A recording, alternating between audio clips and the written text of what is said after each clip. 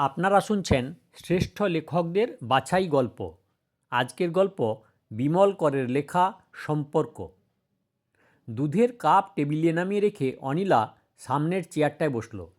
শৈলেশ বলল, আজ আবার কে এসেছিল? তোমার কোন ফ্রেন্ড? কথাটার অর্থ বুঝতে অনিলার দেরি হলো। তাকিয়ে তাকিয়ে খাওয়ার ধরন দেখল শৈলেশের। ডিমের তরকারি মুখে দিয়েই রেখে দিয়েছে শৈলেশ। 4টে মাত্র পাতলা রুটি, অতি কষ্টে যেন তার দুটো খেয়েছে। শীত পড়ায় কদিন থেকে বাঁধাকপির পাতা, গাজর, বিট, টমেটো এইসব সবজি দিয়ে স্যুপ না স্টু খাওয়ার বাতিক হয়েছে। নিয়মিত দুবেলা অনিলাকে রেঁধে দিতে হয়। সেই স্টুয়ের বাটিটাও ছুঁয়েছে কি ছোঁয়নি। ভাজাভুজি কিছু মুখে দিয়েছে। অনিলা প্রায় নিঃসন্দেহ হলো। বাতিকগ্রস্ত মানুষ হলেও কোথাও কারো পাল্লায় পড়ে কিছু খেয়ে এসেছে, এখন মুখে রুচ্ছে না। অগত্যা একটু অছিলা করার চেষ্টা।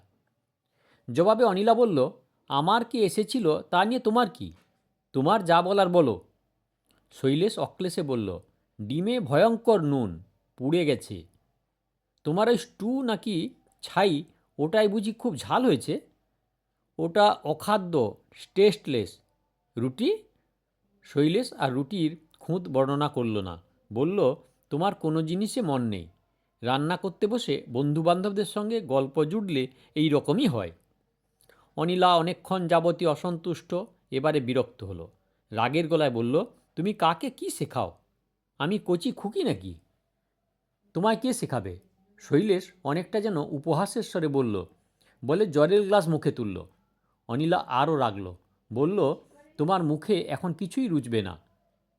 শৈলেশ কথাটা গায়ে মাখল না, দুধের কাপ টেনে নিল। তারপর নিতান্ত যেন পরিহাস করছে বলল, কে এসেছিল আজ? কেউ না। আমার আর কে কবে আসে? কেন, সেদিন যে কোন বন্ধু এলো? বন্ধু নয়, প্রতিবেশী, দয়া করে এসেছিল। শৈলেশ দুধের কাপ মুখে তুলল। বেশ গরম। অনিলা অল্পক্ষণ চুপচাপ বসে থাকল। শেষে তার কালো নরুন পাড় থান ধুতির আড়াল থেকে বাঁ হাত বের করল। হাতের মুঠোয় একটা পোস্ট কার্ড। আলোয় সেই চিঠি সামান্য মেলে ধরে শৈলেশের দিকে ঠেলে এগিয়ে দিল। শৈলেশ বুঝল না, বলল, কি? চোখ আছে, দেখো, সুখবর পাবে। পোস্টকার্ড তুলে নিয়ে শৈলেশ তার নাম ঠিকানা দেখল। অপরিচিত হস্তাক্ষর। চিঠির আধখানাও পড়া হয়নি। তার মুখে কেমন একটা বিব্রত আড়ষ্ট ভাব ফুটে উঠল। মুখ তুলে পলকের জন্যে দেখল অনিলাকে। অনিলা স্থির চোখে তার দিকে তাকিয়ে আছে। তাড়াতাড়ি মুখ নামিয়ে বাকি চিঠিটা অতি দ্রুত পড়ে নিয়ে শৈলেশ কেমন সংকুচিত, লজ্জিত ও অস্থির হয়ে পড়ল। বাহ, এ তো বেশ রসিকতা। কেনই রসিকতা করল? তুমিই জানো। অনিলা শুকনো গলায় ছোট্ট করে জবাব দিল। আমি কিছু জানি না। শৈলেশ খুব জোর গলায় প্রতিবাদ করল। তারপর যেন তার কিছু মনে পড়ে গেল, বলল, এ নিশ্চয়ই শিবদাস কিংবা মজুমদারের কাণ্ড। সেদিন হাসি ঠাট্টা হচ্ছিল, ওরাই কেউ করেছে। ননসেন্স। ছি ছি, ভদ্রলোক কি ভাববেন? ভাববার কি আছে, তিনি তো খুশিই হবেন। অনিলা পাল্টা জবাব দিল। শৈলেশ দুপলক অনিলার মুখ দেখল। অনিলার এই বাঁকা পরিহাস তার পছন্দ হলো না, ভালো লাগলো না। বলল, কে খুশি হবে না হবে তাতে আমার কিছু আসে যায় না। বলে সামান্য থেমে যেন তৃতীয়জন কাউকে শোনাচ্ছে বলল, আমার আর কাজ নেই, কাগজের বিজ্ঞাপন দেখে বিয়ের চিঠি লিখব। 45 বছরে বিয়ে, ছেলে মানুষই করার বয়স আমার নেই। বয়স না থাক, স্বাদ তো হতেই পারে। অনিলা যেন ঠোঁট জুড়ে হাসল। শৈলেশ প্রথমে কিছু বলল না, তারপর বলল, তা পারে, বলে গম্ভীর হয়ে গেল। দুধের কাপের উপর চোখ রেখে কিছুক্ষণ চুপচাপ বসে থাকল। নিঃশ্বাস ফেলল। তারপর বলল, স্বাদ মেটাবার ইচ্ছে থাকলে আরও আগে মেটাতে পারতাম। অনিলা আর কিছু বলল না। কিছু সময় পরে শৈলেশের শোয়ার ঘরে হাতের কটা খুচরো কাজ সারতে এলো অনিলা। জলের গ্লাস রাখল। সকালে মাঝে মাঝে ফ্রুট স্যালাড খায় শৈলেশ। গরম জলের ফ্লাস্ক, কাঁচের গ্লাস, চামচ গুছিয়ে রেখে দিতে হয়। অনিলা একে একে সব গুছিয়ে রাখতে রাখতে শৈলেশকে দেখছিল। সাবেকি ইজি চেয়ারে শুয়ে একটা বইয়ের পাতা উল্টাচ্ছে শৈলেশ। বাঁ হাতের আঙুলে সিগারেট। বইটা কিসের অনিলা বলে দিতে পারে, সস্তার ইংরেজি গোয়েন্দা বই। অনিলার মনে হলো শৈলেশ বেশ কিছুটা ক্ষুণ্ণ। বই পড়ছে বলে মনে হয় না, পাতা উল্টাচ্ছে কিংবা অন্যমনস্কভাবে তাকিয়ে আছে।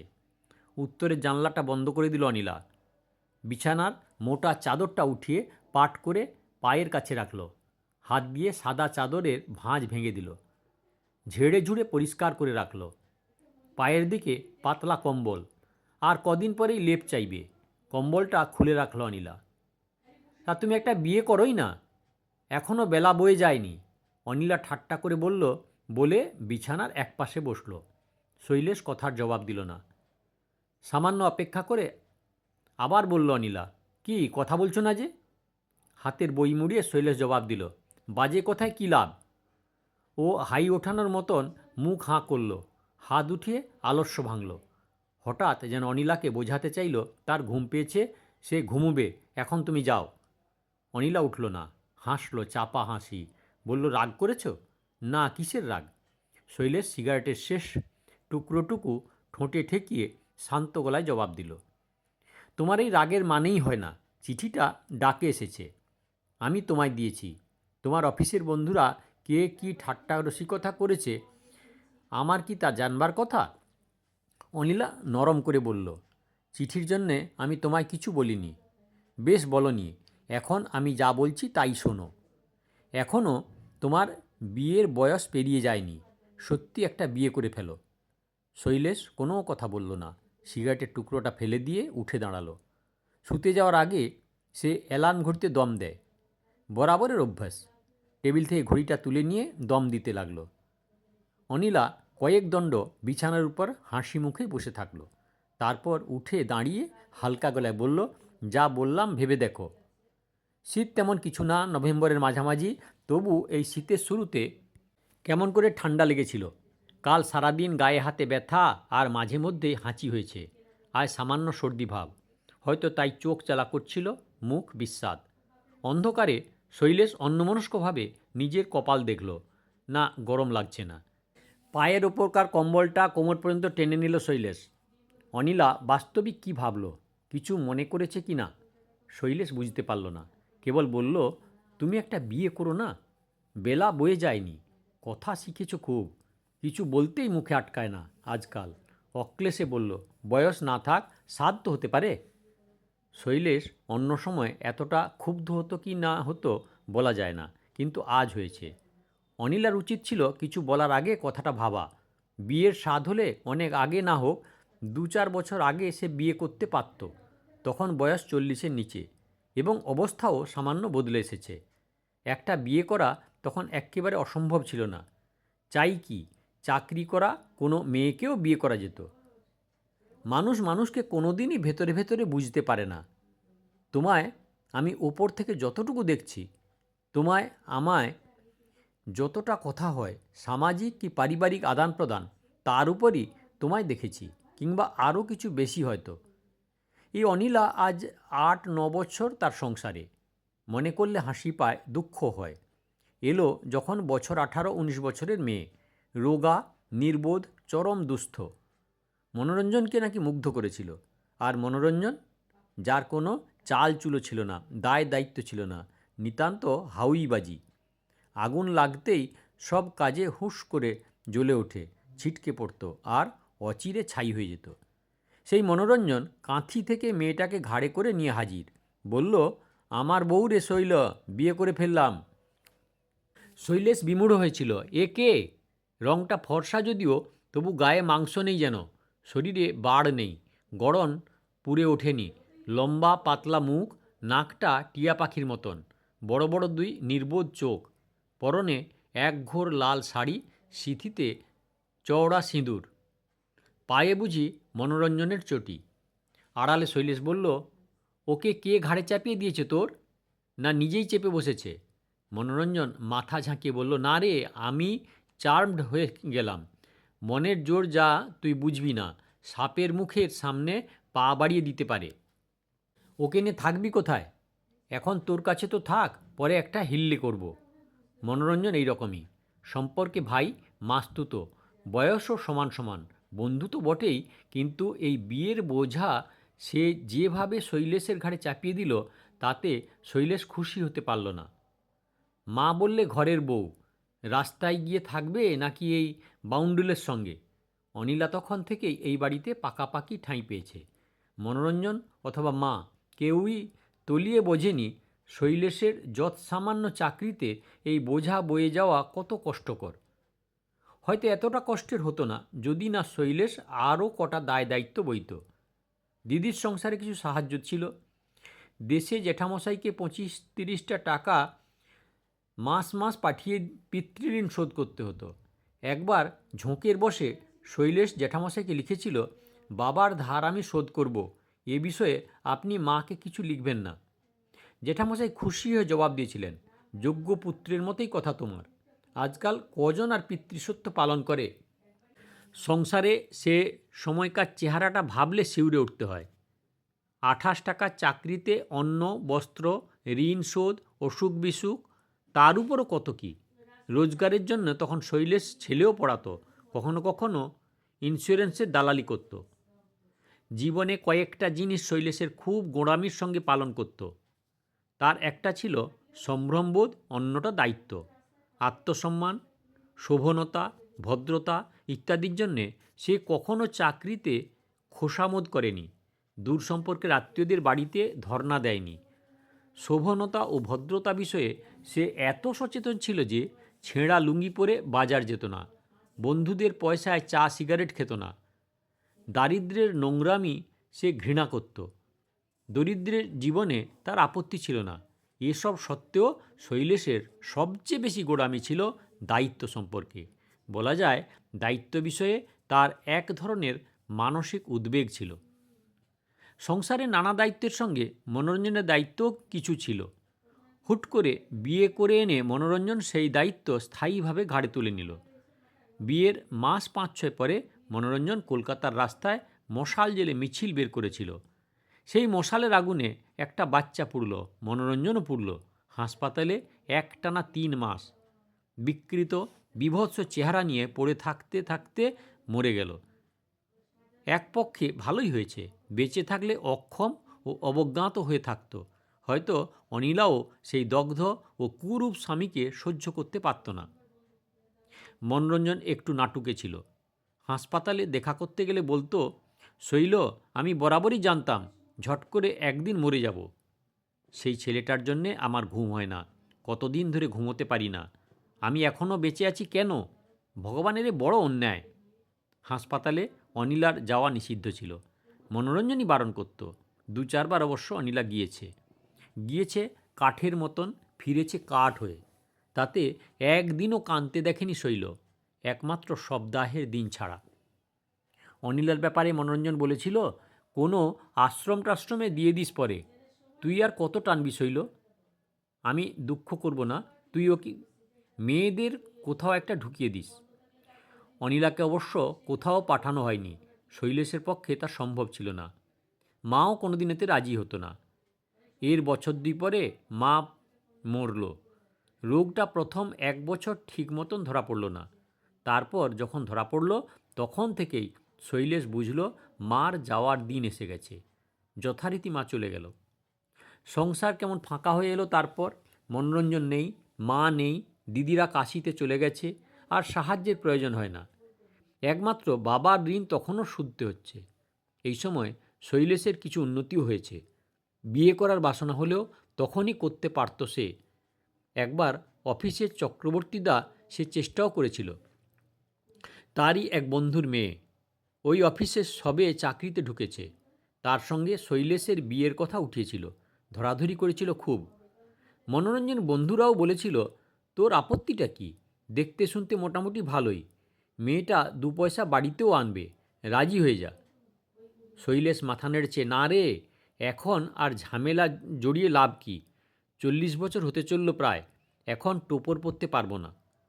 বলতে কি, তখন অনায়াসে শৈলেশ বিয়ে করতে পারত, কাউকে খাওয়ানো পরানো তার অসাধ্য ছিল না, কিন্তু করেনি।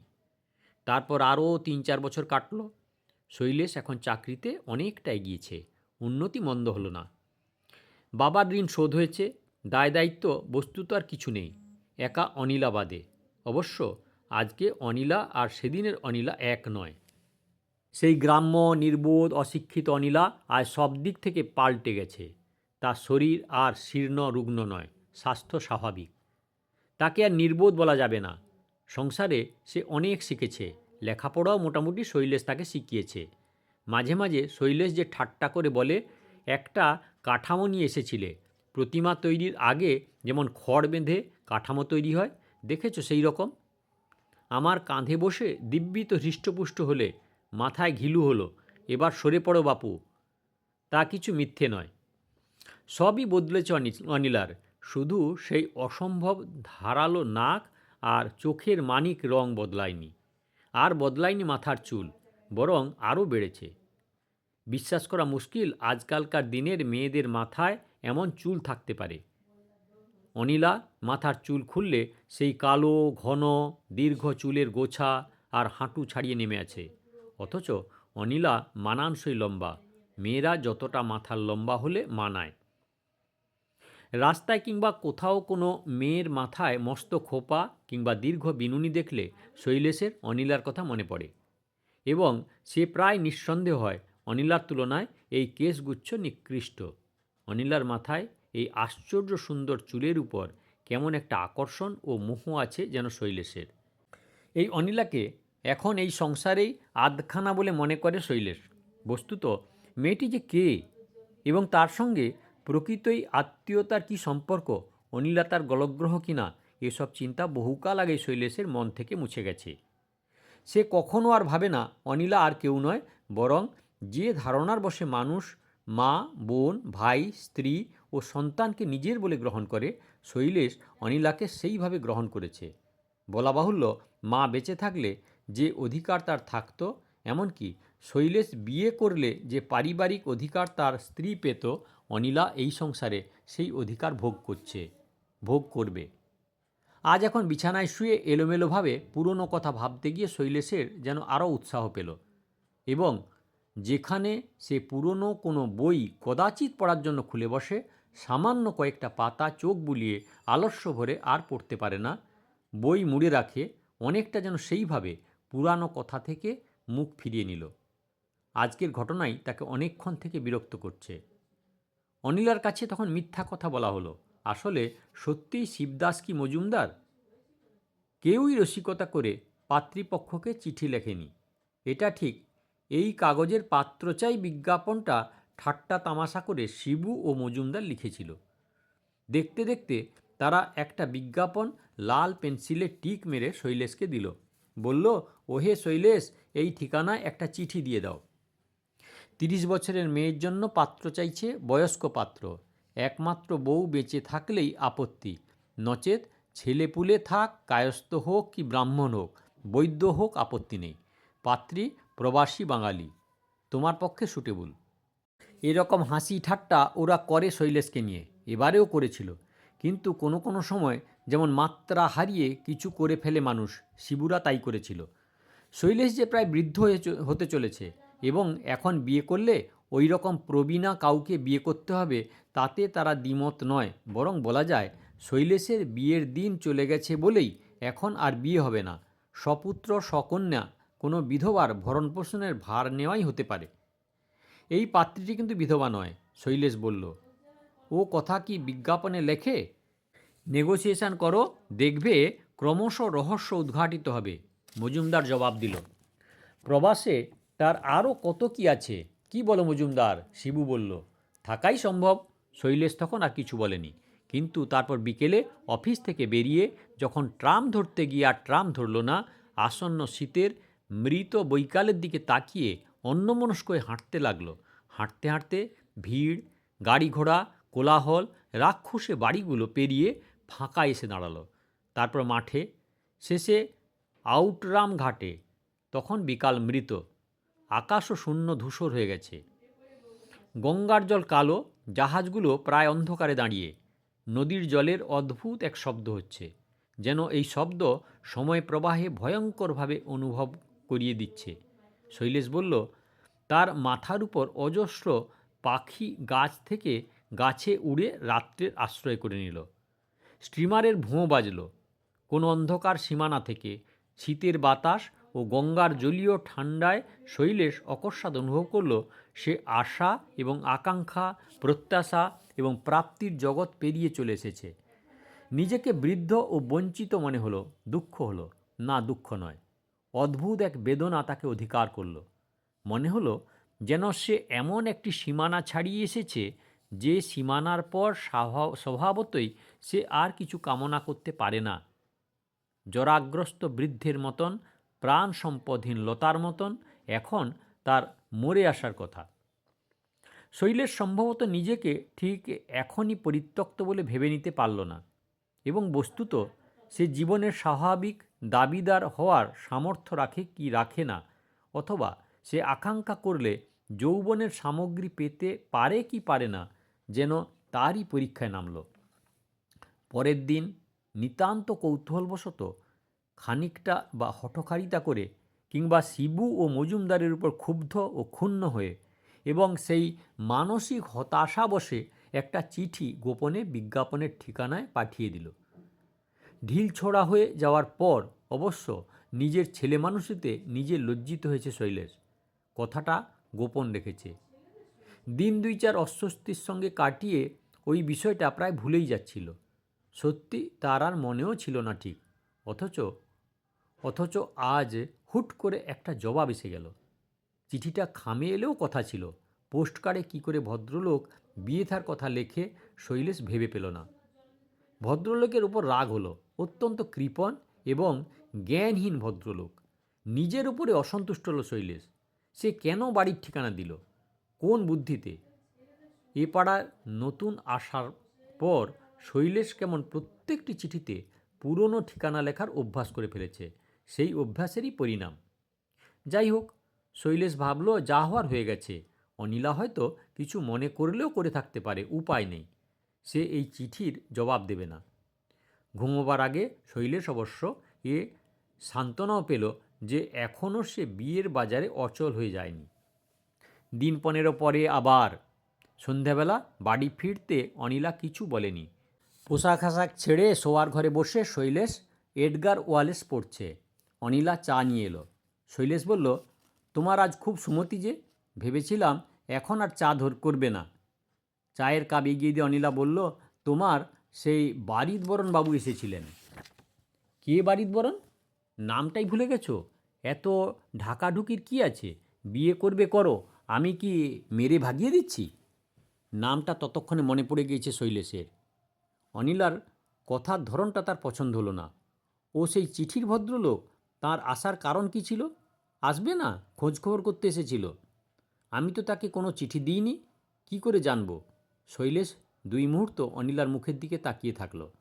অনিলার মুখে কেবল তিক্ততা, বিদ্রূপ নাকি ঘৃণা। সত্যিই শৈলেশ কোনো চিঠি দেয়নি, অথচ অনিলার মুখ দেখে মনে হচ্ছে অনিলা তাকে বিশ্বাস করেনি। বিশ্বাস কথাটাই মনে ছুরির ফলার মতো গাঁথল শৈলেশের। অনিলা তার কথা বিশ্বাস করল না। শৈলেশের মুখ কান গরম হয়ে নিঃশ্বাস দ্রুত হলো, চোখ জ্বালা করছিল। শৈলেশ বলল, ঠিক আছে, আবার যখন আসবে দেখা হবে। আমি রবিবার সকালে আসতে বলেছি।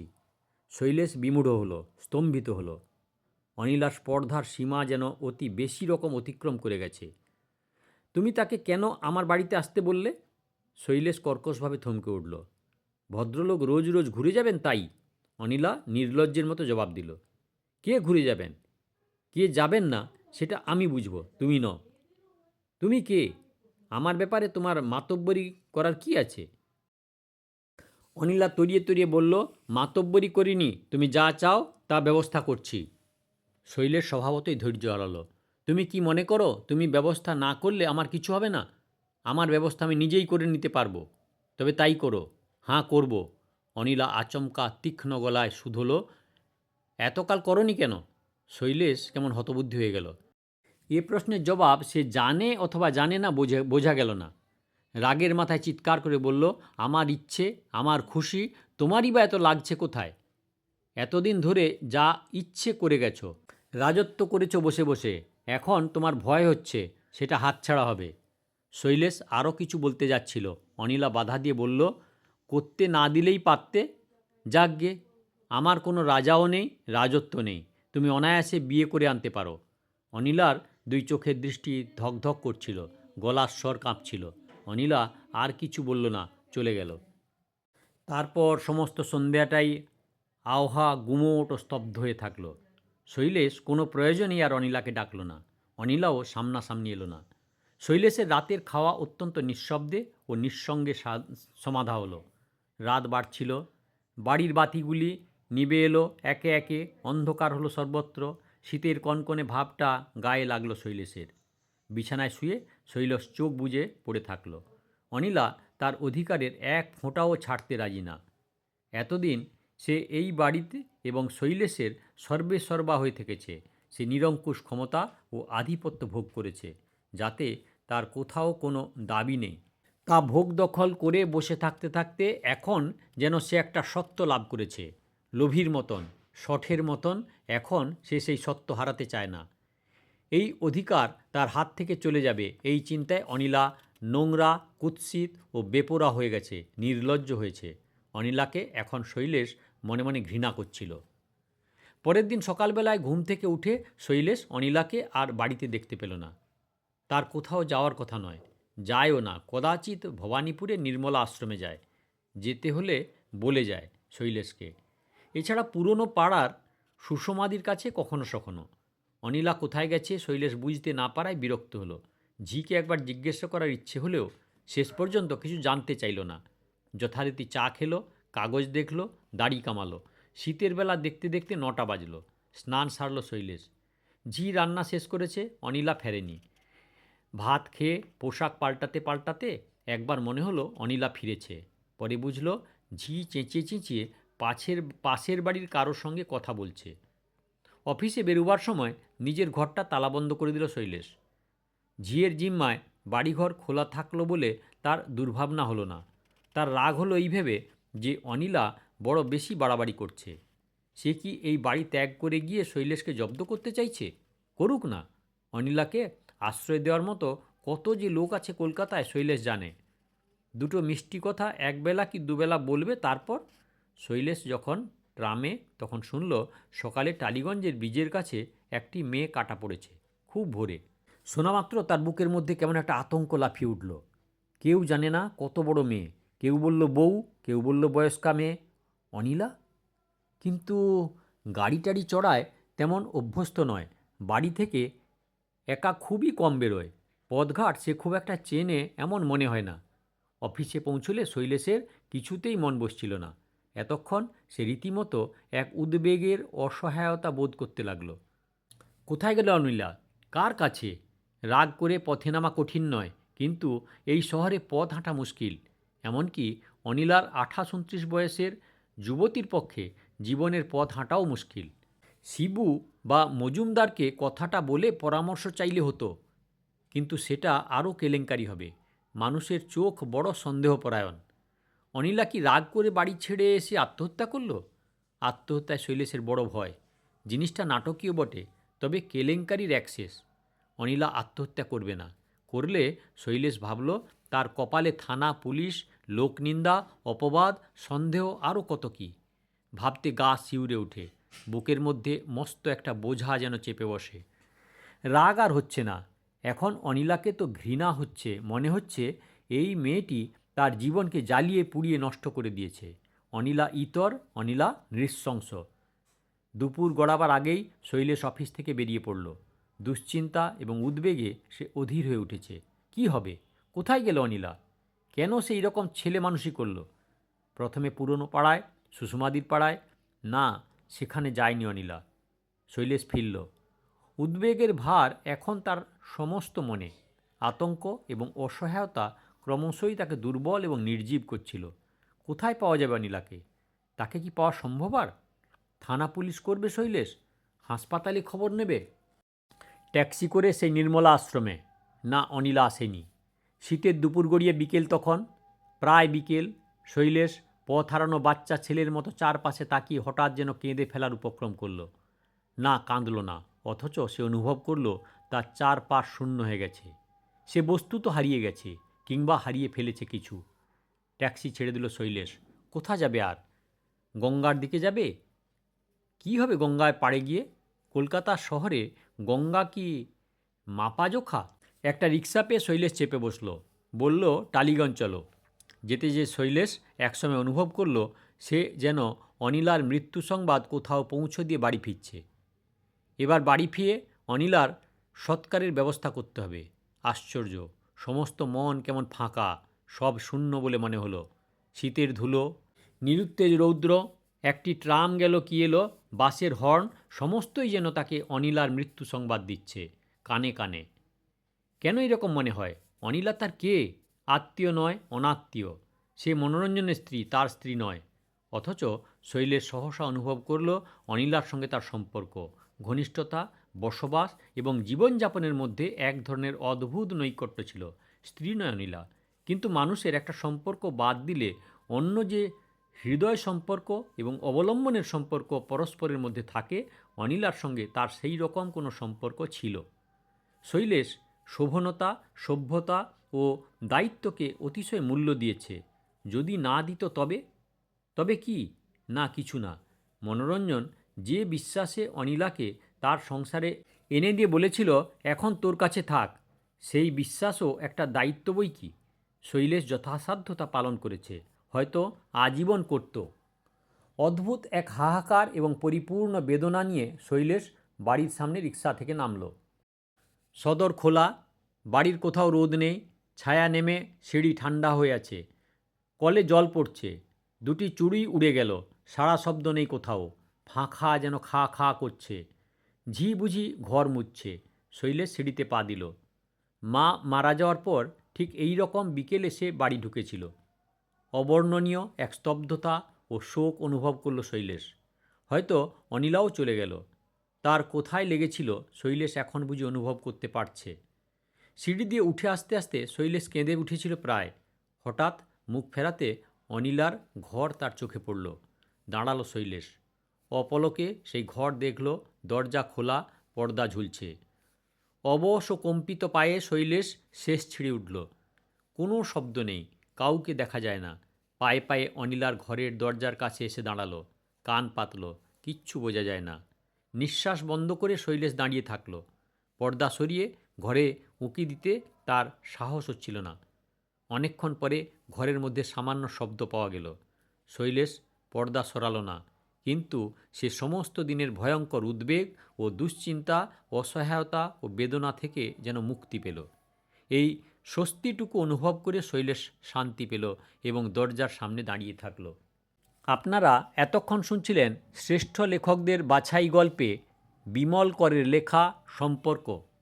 দয়া করে সাবস্ক্রাইব করবেন, লাইক করবেন, শেয়ার করবেন, আর গল্পটি কেমন লাগলো অবশ্যই বলবেন। আর এরকম গল্প শোনার জন্য দয়া করে অপেক্ষা করবেন।